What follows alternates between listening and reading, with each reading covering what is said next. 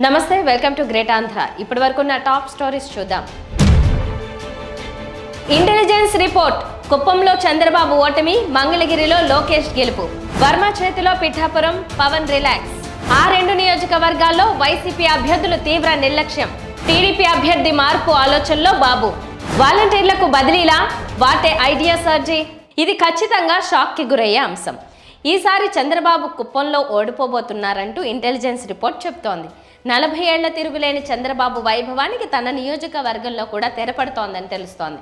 చంద్రబాబు ఓటమికి కారణం అక్కడి ప్రజల్లో పెరిగిన వైకాపాపై సానుకూలత అని చెప్తున్నారు.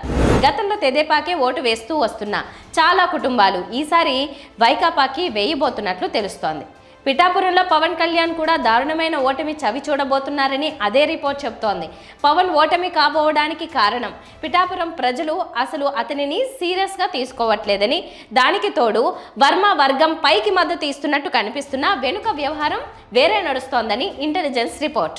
అలాగే వర్మ గారికి కొంచెం మీరు ముందుకు రావాలి. ఈయన ఒక మాస్ లీడర్. నాకు ఈయనతోటి నచ్చుద్ది. ఈయన ముఖస్థితి లేకుండా మాట్లాడతారు. ఈయన అలాంటి వాడు నిలబడితే ఎంత గట్టిగా నిలబడతాడో నాకు తెలుసు. వారి అబ్బాయికి కూడా మనస్ఫూర్తిగా ప్రత్యేకమైన కృతజ్ఞతలు జూనియర్ వర్మ గారికి. ఇక బాలకృష్ణ కూడా ఈసారి స్థానిక వైకాపా సానుకూలత వల్ల హిందూపురం నుంచి ఓడిపోబోతున్నారని సమాచారం. ఇదిలా ఉంటే నారా లోకేష్ మంగళగిరి నుంచి ఈసారి ఎమ్మెల్యేగా గెలవబోతున్నారంటూ గ్రౌండ్ రిపోర్ట్ తెలియజేస్తోంది. గత ఎంతో కాలంగా గ్రౌండ్ లెవెల్లో ప్రజలతో మమేకం కావడం వల్ల లోకేష్ గెలుపుకి సానుకూల వాతావరణం ఏర్పడిందని తెలుస్తోంది. పిఠాపురంలో ఎవరు గెలుస్తారు? పవనా, వంగగీతనా? ఈ ప్రశ్నకు పిఠాపురం రాజకీయ వర్గాల్లో వినిపించే సమాధానం ఒకటే, అది వర్మ మీద ఆధారపడి ఉంటుంది. వర్మ ఏం చేస్తారు, చివరి నిమిషం వరకు ఇదే నిబద్ధతతో ఉంటారా అన్నదే డిసైడింగ్ ఫ్యాక్టర్. ఇది తెలుస్తూనే ఉంది. ఎందుకంటే నిన్నటికి నిన్న స్టేజ్ మీద తెదేపా నాయకుడు వర్మ సుముఖంలోనే పవన్ కళ్యాణ్ మాట్లాడిన మాటలు అందరికీ తెలిసిందే. నన్ను గెలిపించండి, నా గెలుపు మీ చేతిలో పెట్ట, మీరు గొప్పోళ్ళు, మీ కెపాసిటీ గొప్పది, మీరు తలుచుకుంటే ఇండిపెండెంట్గా గెలిచేయగలరు, మీరు సూపర్, మీ అబ్బాయి సూపర్ అనే అర్థాలు వచ్చేలా పవన్ సాగించిన భజన మామూలుది కాదు. సాధారణంగా టాలీవుడ్లో ఇండస్ట్రీ జనాలు హీరోలకు భజన చేస్తారు. కానీ హీరోలు రాజకీయాల్లోకి దిగితే రాజకీయ నాయకులకు భజన చేయాల్సి ఉంటుంది. ఈ రోజున మీ పొత్తును ముందుకు తీసుకెళ్తున్న మనస్ఫూర్తిగా ధన్యవాదాలు తెలుపుకుంటూ, ముఖ్యంగా వర్మ గారికి నియోజకవర్గం నా గెలుపు మీ చేతుల్లో పెట్టాం.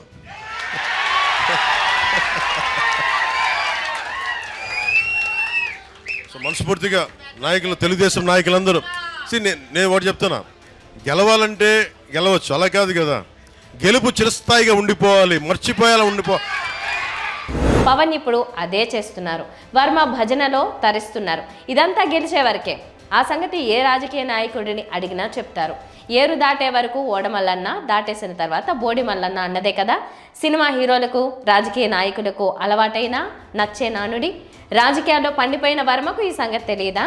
కానీ పవన్ మాత్రం వర్మ చేతిలోనే పెట్టారు తన ఎన్నికల భవిష్యత్తును.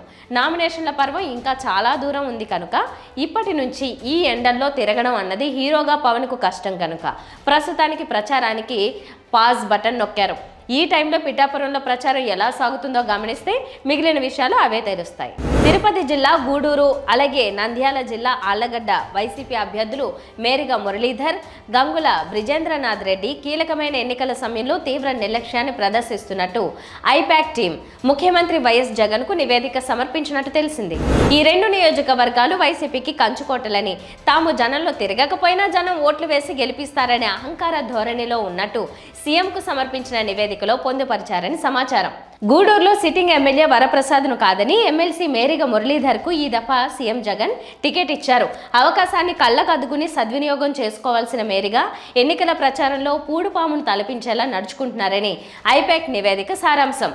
కార్యకర్తలు, నాయకుల్ని కలుపుకెళ్లడంలో తీవ్ర నిర్లక్ష్యం ప్రదర్శిస్తుండడం టీడీపీకి సానుకూలంగా మారే ప్రమాదం ఉందని సొంత పార్టీ శ్రేణులు ఆందోళన చెందుతున్నాయి. గూడూరు వైసీపీ అభ్యర్థి మురళీధర్ ఇప్పటికైనా తన తీరు మార్చుకోకపోతే వైసీపీకి కష్టకాలమే.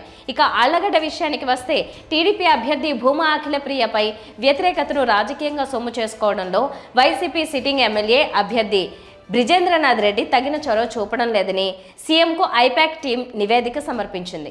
కీలక ఎన్నికల సమయంలో బ్రిజేంద్ర పిసినారితనాన్ని ప్రదర్శించడంపై వైసీపీ శ్రేణులు మండిపడుతున్నాయి. బ్రిజేంద్రకు టికెట్ కావాలి, ఎమ్మెల్యే కావాలనే ఆశ తప్ప అందుకు చేయాల్సిన పనులు చేయడం లేదనే ఆగ్రహం వైసీపీలో ఉంది.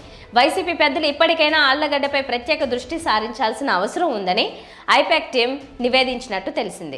ఉమ్మడి చిత్తూరు జిల్లా తమ్మళ్లపల్లె టీడీపీ అభ్యర్థి దాసరిపల్లె జయచంద్రారెడ్డిని మార్చాలనే ఆలోచనలో చంద్రబాబు ఉన్నట్టు సమాచారం.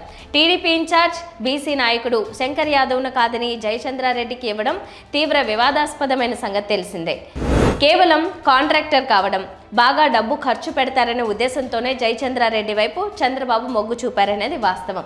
కనీసం టీడీపీతో ఎలాంటి అనుబంధం లేని జయచంద్రారెడ్డికి టికెట్ ఇవ్వడాన్ని తమ్మళ్లపల్లె పార్టీ శ్రేణులు జీర్ణించుకోలేకపోతున్నాయి. అయితే టికెట్ ఖరారు చేయడానికి ముందు జయచంద్రారెడ్డి పెద్ద మొత్తంలో డబ్బు చూపి ఇప్పుడు మాత్రం ఉత్త చేతులు చూపుతున్నారని తెలిసింది. దీంతో జయచంద్రారెడ్డి డబ్బు విషయంలో తమను మోసం చేశారని చంద్రబాబు ఆగ్రహంగా ఉన్నారని సమాచారం. మరెవరైనా బాగా డబ్బున్న వ్యక్తిని అభ్యర్థిగా నిలబెట్టేందుకు వెతుకుతున్నారని తెలిసింది. ఇప్పటికే కొందరితో టీడీపీ ముఖ్య నేతలు టచ్లోకి వెళ్లారు. అయితే చంద్రబాబును డబ్బు విషయంలో నమ్మలేమని, చివరికి తమను అప్పులపాలు చేస్తారని ఆసక్తి చూపలేదని సమాచారం. తమ్మళ్లపల్లెలో మంత్రి పెద్దిరెడ్డి రామచంద్రారెడ్డి తమ్ముడు ద్వారకనాథ్ రెడ్డి పోటీలో ఉన్న సంగతి తెలిసిందే. ఎలాగైనా ద్వారకనాథ్ రెడ్డిని ఓడించాలనేది బాబు పట్టుదల. అయితే జయచంద్రారెడ్డి విషయంలో అనుకున్నదొకటి అయ్యిందొకటి అనే చందంగా తయారైంది. వాలంటీర్లు అంటేనే జగన్మోహన్ రెడ్డికి మేలు చేస్తారని, ఆయనకు అనుకూలంగా ఓట్లు వేయిస్తారని వారి గురించి దుష్ప్రచారం చేయడం విపక్షాలకు ఒక అలవాటుగా మారిపోయింది. ఇప్పటికే వాలంటీర్ల గురించి నానా రకాల పితూరీలు తమ బినామీ మనుషులతో చేయించడం ద్వారా ఈ 2 నెలల పాటు వృద్ధులకు, వికలాంగులకు, వితంతు మహిళలకు పింఛను ఇంటికి వెళ్లే అందజేసే బాధ్యతల నుంచి వాలంటీర్లను పూర్తిగా తప్పించారు చంద్రబాబు నాయుడు. పర్యవసానంగా రాష్ట్ర వ్యాప్తంగా ఒక గందరగోళం చెలరేగుతోంది. ఇలాంటి నేపథ్యంలో పచ్చ పార్టీలకు అనుకూలుడైనటువంటి మరొక పెద్ద మనిషి వాలంటీర్ల విషయంలో ఒక సరికొత్త ప్రతిపాదనను తెరపెక్కిస్తున్నారు. ఇది హాస్యాస్పదంగాను, ప్రతిపాదన చేసిన పెద్ద మనిషిని నవ్వుల పాలు చేసే విధంగానూ ఉంటుంది. సిబిఐ మాజీ జాయింట్ డైరెక్టర్ లక్ష్మీనారాయణ గ్రామాలలో ఇంటింటికి తిరుగుతూ సంక్షేమ పథకాలు అందిస్తున్న వాలంటీర్లను ఇతర ప్రాంతాలకు బదిలీ చేస్తే తప్ప ఎన్నికల ప్రక్రియ పారదర్శకంగా జరగడం అసాధ్యమని వ్యాఖ్యానిస్తున్నారు. వాలంటీర్లు అంటే వారు కూడా తన మాదిరిగా లక్షల్లో జీతాలు పుచ్చుకుని అలరారుతూ ఉంటారని ఆయన అనుకుంటున్నారో ఏమో తెలియదు. ఆ తర్వాత 4వది వాలంటీర్ సందర్భంగా కూడా మేము ఎలక్షన్ కమిషన్కి సిఓ గారికి, చీఫ్ ఎలక్టరల్ ఆఫీసర్ కూడా చెప్పడం ఏంటంటే, ఇప్పుడు ఎలక్షన్ కమిషన్ వారు ఏం చెప్పారు, వాలంటీర్స్ను ఎక్కడా కూడా ఎలక్షన్ దీంట్లో వారిని వాడకూడదు. తర్వాత నిన్న మొన్న వచ్చిన ఆదేశాలలో ఈవెన్ పెన్షన్ డిస్ట్రిబ్యూషన్ కూడా వాలంటీర్స్ని ఉపయోగించకూడదు అని వాళ్ళు చెప్పడం జరిగింది. ఎక్కడైతే వాలంటీర్స్ ఎన్నికల ప్రచారం చేస్తున్నారని తెలిస్తే వాళ్ళని సస్పెండ్ చేస్తున్నామని కూడా చెప్పారు. కానీ మేమంటున్నది ఏంటంటే, సస్పెండ్ అయిన వాలంటీర్ ఇంకా హ్యాపీగా ఎలక్షన్ క్యాంపెయినింగ్ చేస్తారు. మీరు వాళ్ళని ఎన్నికల విధానంలో దూరంగా ఉండండి అంటే వాళ్ళు ఇంకా ఎక్కువగా పాల్గొంటారు. అందువల్ల ఇది కాదు సొల్యూషన్. వాలంటీర్స్ను వాళ్ళు ఎక్కడైతే పని చేస్తున్నారో అక్కడ ఉంచకుండా ఇంకో ప్రదేశానికి ట్రాన్స్ఫర్ చేయండి అని చెప్పారు. అంటే ఫర్ ఎగ్జాంపుల్ ఉత్తరాంధ్రలో పనిచేస్తున్న వాలంటీర్స్ అందరినీ కూడా రాయలసీమ జిల్లాలకు మీరు వేసేయండి. రాయలసీమలో పనిచేస్తున్న వాళ్ళందరినీ కూడా ఉత్తరాంధ్రకి తీసుకెళ్ళి, అంటే ఏ జిల్లాలో అయితే వాళ్ళ ప్రభావం లేదు. ఎందుకంటే ఒక వ్యక్తి వెళ్ళిన తర్వాత కనీసం ఒక 5-6 నెలలు పడుతుంది ఆ ప్రదేశము, ఆ వ్యక్తుల గురించి తెలుసుకోవడానికి. ఈ విధంగా కనుక మీరు మారిస్తే అప్పుడు ఎన్నికలు సజావుగా జరుగుతాయి. ఆ వచ్చే 5-6 వేల రూపాయల నెలసరి వేతనంతోనే నెల మొత్తం వారి అవసరాలు గడుపుకుంటారు అనే సంగతి జేడీ గారికి తెలుసోలేదు. ఇలాంటి అత్యవసర జీతాలకు గౌరవ వేతనం అనే ఒక అందమైన పేరు పెట్టుకుని ప్రభుత్వ సేవలో ఉండే వాలంటీర్లను బదిలీ చేస్తే ఆ వ్యయాలను తట్టుకోగలరా? కుటుంబాలను వదిలి ఇతర వ్యాపారాలు గట్రా ఉంటే వాటిని వదులుకుని ఇతర ప్రాంతాలకు వలసపోయి 2 నెలలు పూర్తి సమయం కేటాయించడం వారికి సాధ్యమవుతుందా అనేది ప్రజల మధ్యలో మెదులుతున్న ప్రశ్న. కొన్ని వందల వేల కిలోమీటర్ల దూరంకి ఈ చిరు జీతానికి సేవ చేసే ఉద్యోగులను మారిస్తే వారు ఎలా బతుకుతారని జేడీ లక్ష్మీనారాయణ అనుకుంటున్నారో మనకు తెలియదు.